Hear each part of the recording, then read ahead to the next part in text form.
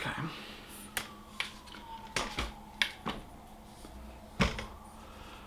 Hey guys, well, I am still supposed to be resting my legs, but that doesn't mean that I can't bring you another little YouTube tutorial.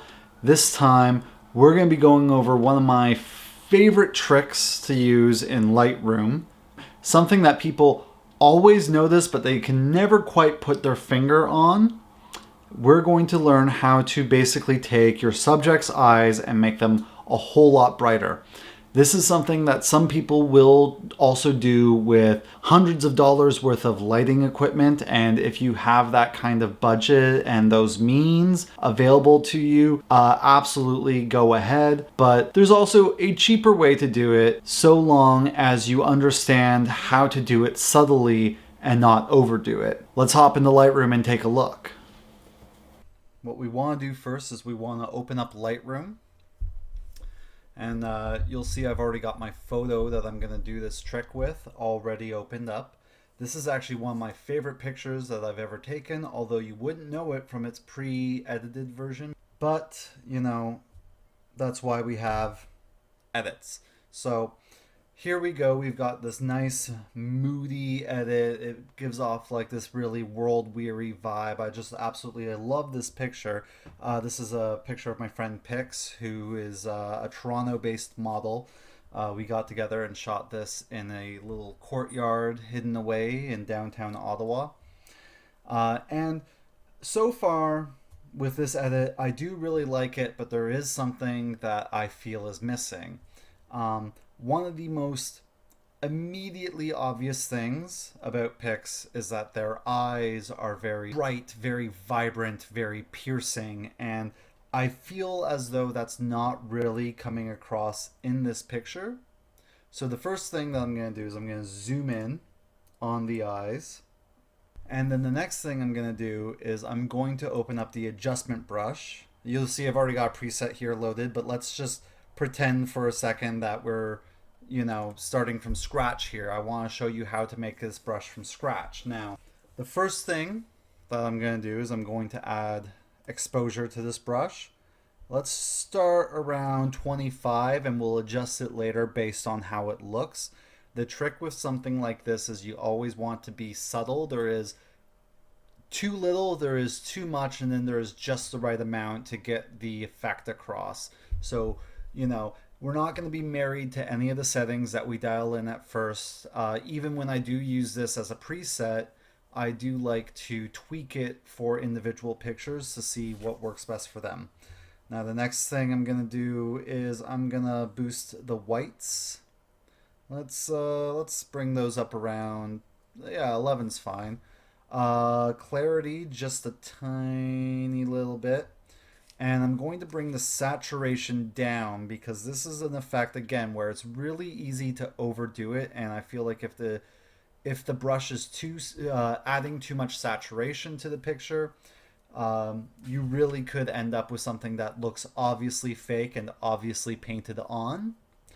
Now this last little bit is something that I'm going to do for my personal editing style, because I edit my portraits on the warm side, but I want the eyes to be as white as they can. So I'm going to bring the temperature down a fair bit.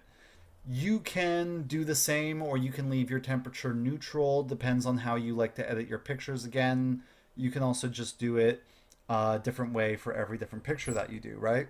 Now we're going to start with our brush and we're going to start painting over the eyes. Now, it's my computer's being slow, so it's taking a moment for it to register that I've done anything.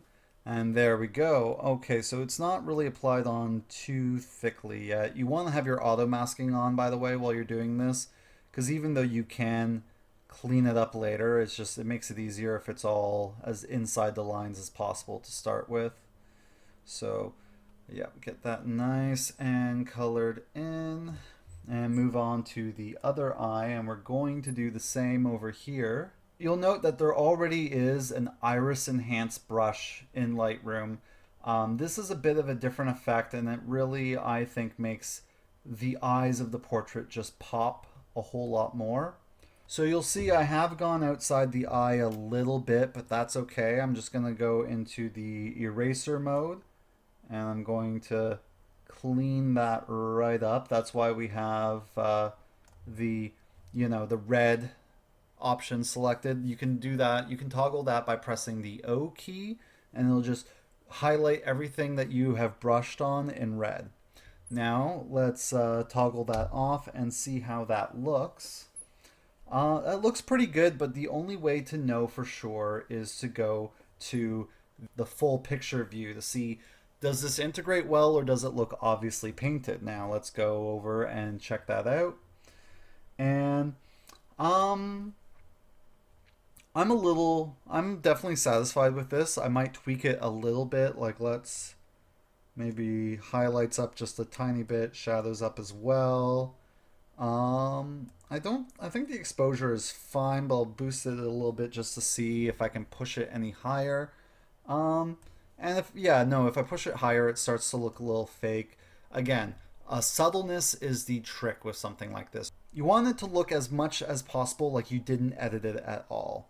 So overall, I'm pretty satisfied. So let's hit done and just take a look at that. And yeah, now suddenly the eyes just look so much more vibrant. Like if we go over here and I'm going to go to before I added any of these brush strokes and you look at it like that, the eyes are a little dull and not quite lively. And now here, suddenly you've got this piercing and mysterious portrait. And I just think that's a much better look. And it's a trick that I have been using for a while now just to give the portraits that I do a little boost. Don't forget to like this video if you enjoyed it.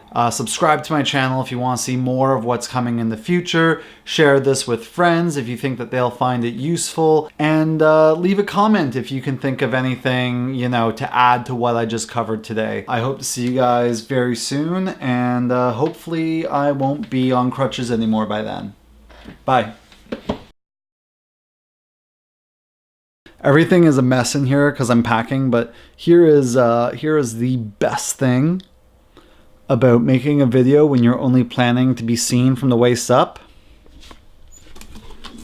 You don't have to actually put on real pants.